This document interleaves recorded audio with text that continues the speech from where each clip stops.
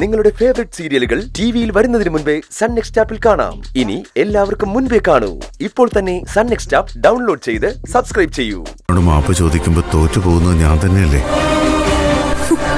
ഇനി ഒരിക്കലും ഇങ്ങനെ മാപ്പ് ചോദിക്കാനുള്ള സാഹചര്യം അക്ഷരം ഉണ്ടാക്കരുത്. മറ്റാരെക്കാളും ഞാൻ സ്നേഹിക്കുന്നത് തന്നെയാണെന്ന് ഓർക്കണം. ആ സ്നേഹം എനിക്ക് തിരിച്ചു വേണം. താനതെനിക്ക് തരണം. മറ്റൊന്നും എനിക്ക് വേണ്ട. മനസ്സിലായി. ഇനി ഒരിക്കലും ഇങ്ങനെ സംസാരിക്കാനുള്ള സാഹചര്യം ഉണ്ടാവില്ല. എന്റെ അമ്മയാണ് സത്യം. മരിച്ചുപോയി എന്റെ അമ്മയെ പിടിച്ചാ ഞാൻ സത്യം ചെയ്യുന്നത്. എന്നെ പ്രതി ഇനി ഒരിക്കലും നിങ്ങൾ സങ്കടപ്പെടേണ്ടി വരില്ല.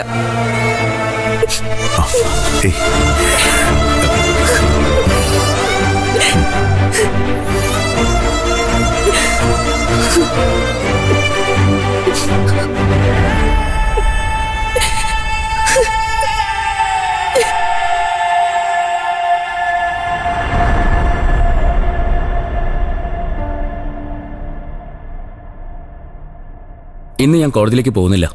അതെന്താ? ഇന്നൊരാളെയും കൊണ്ട് എനിക്കൊരു സ്ഥലം വരെ പോകാനുണ്ട്. അതെവിടെയാ? ആരാ കക്ഷി?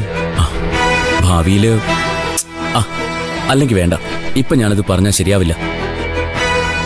പറഞ്ഞോടാ, ആരാ ആള്? വേറെ ആരാ? ദേവിക. പുതിയ ജോലിയിൽ ദേവികയ്ക്ക് ഇന്ന് ജോയിൻ ചെയ്യേണ്ട ദിവസമല്ലേ? ഓ, ഞാനാ കൊണ്ടുപോയി ആക്കുന്നത്. ദേവികയ്ക്ക് ആഗ്രഹം ഉണ്ടായിട്ടൊന്നുമല്ല, ഞാനാ നിർബന്ധിച്ചത്. ചെറിയൊരു തെറ്റിദ്ധാരണ വന്നു.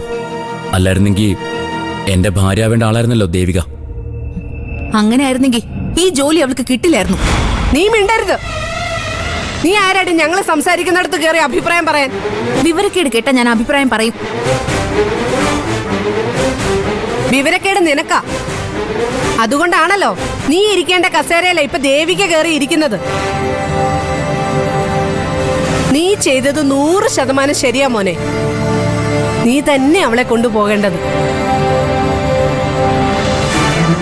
സുധി ഉണ്ടായിരുന്നെങ്കിലേ അവനല്ലേ ഇതൊക്കെ ചെയ്യേണ്ടത്. ഇപ്പൊ ആ സ്ഥാനം നിനക്കാ. അവസാനം ആങ്ങളയ്ക്ക് സുധിയുടെ അവസ്ഥ ഉണ്ടാവാതിരുന്ന വൃത്തിയോടെ പറയുന്നോടി. നോക്കിയും കണ്ട് സംസാരിച്ചില്ലെങ്കിൽ ഉണ്ടല്ലോ നിന്റെ നോക്ക് ഞാൻ അരിയും. വിവരദോഷി. ആഹാ, അങ്ങനെ വിടാൻ പറ്റിയ തരത്തിലാണോ അവള് സംസാരിച്ചത്? സുധിയുടെ അവസ്ഥ ഉണ്ടാവും അത്രേ. എന്താ അതിന്റെ അർത്ഥം? ഇവനും വണ്ടി അടിച്ച് ചാവോന്നല്ലേ? ചന്ദ്രേ, നിന്റെ നാക്കാ നിന്റെ ശത്രു. അത് നിയന്ത്രിച്ചാൽ നിനക്ക് കൊള്ളാം. പാവം ദേവിക. ഓ, ഇത്രയും സ്വഭാവ ഗുണമുള്ള ഒരു പെണ്ണിനെ ഞാൻ എന്റെ ജീവിതത്തിൽ കണ്ടിട്ടില്ല. പണ്ട് ദേവികയുടെ നന്മകളൊന്നും എനിക്ക് കാണാൻ പറ്റിയിട്ടില്ല. അതെങ്ങനെയാ?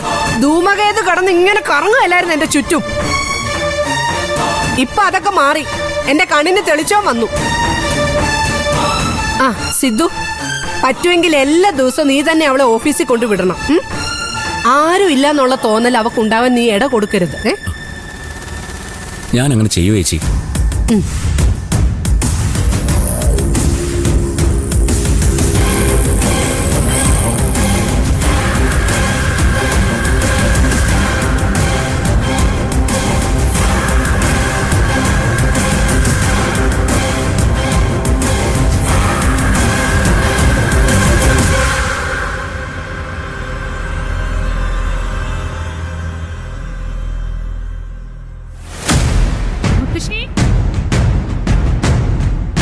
മുത്തശ്ശി. എന്താടി? അല്ല, ഞാനേ ജോലിക്ക് പോകുന്നതിനെ കുറിച്ച് മുത്തശ്ശിക്ക് എന്താ അഭിപ്രായം? ജോലിയോ? നിനക്കോ? എന്ത് ജോലിയാ? അത് ശ്രമിക്കണം. കിട്ടിയാ ഞാൻ പോകുന്നതിനെ കുറിച്ച് എന്താ അഭിപ്രായം? നല്ല അഭിപ്രായം തന്നെയാ. പെൺകുട്ടികൾക്ക് ജോലി ഉണ്ടാവുന്നത് നല്ലത് തന്നെയല്ലേ? പക്ഷേ അവന്റെ അഭിപ്രായം കൂടി ചോദിക്കണം, ശരത്തുമോന്റെ. അതിന്റെ ഒന്നും ആവശ്യമില്ല. ആവശ്യമുണ്ട്. നിത്യജോലിക്ക് പോകുന്നത് എനിക്കിഷ്ടമല്ല. ഞാൻ എന്ത് ചെയ്യണമെന്ന് ഞാനാ തീരുമാനിക്കുന്നത്, അല്ലാതെ ശരത്തേട്ടനൊന്നും അല്ല. നിത്യേ, മുത്തശ്ശി ഒന്ന് ചുമ്മാതിരുന്നേ. കല്യാണം പോലും കഴിഞ്ഞിട്ടില്ല, അപ്പോഴേക്കും തുടങ്ങി ഭരണം.